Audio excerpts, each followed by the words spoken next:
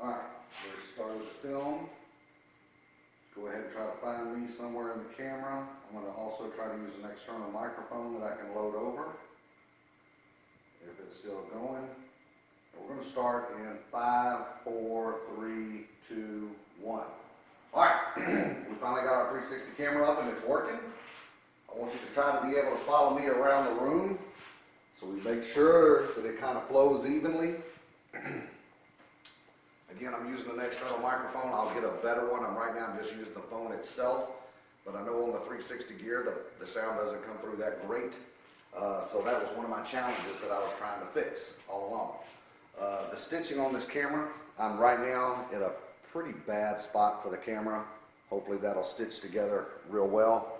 We'll check that in post-editing. And the other thing that we're going to try to do is we're going to try to get up and move that camera around. In a 360 video, if you've got the virtual reality headset on it, when I'm moving in a circle or moving around the camera one way or the other, you're able to twist your body and follow me, okay? But now, if I pick that camera up, which I'm getting ready to do, and I start to move around the house, then what's going to happen is you're going to feel like you're moving also, especially if you have on a virtual reality headset type scenario. So again, this is really kind of a rough thing. But let's go ahead and pick it up and see what we can do. Alright, I'm going to try to keep this camera on a tilt. I know you're spinning like crazy and I'm sorry about that.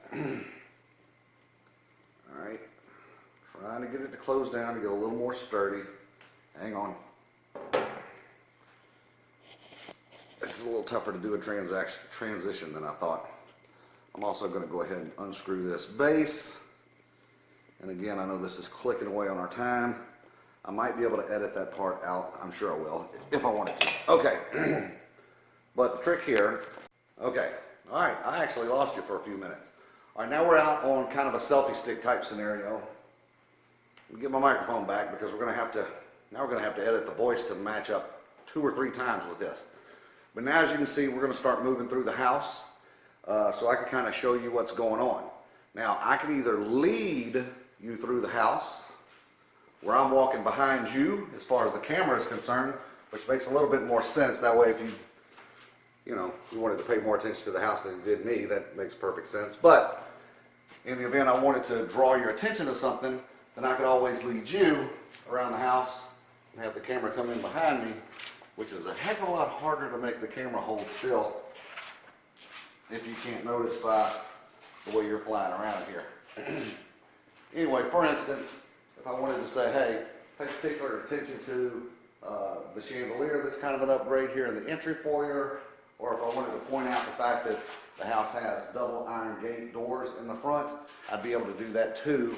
Again, for whatever reason, it seems easier when I'm walking you that way because I can see the camera and I can see how much movement's in it versus me trying to walk away with the camera.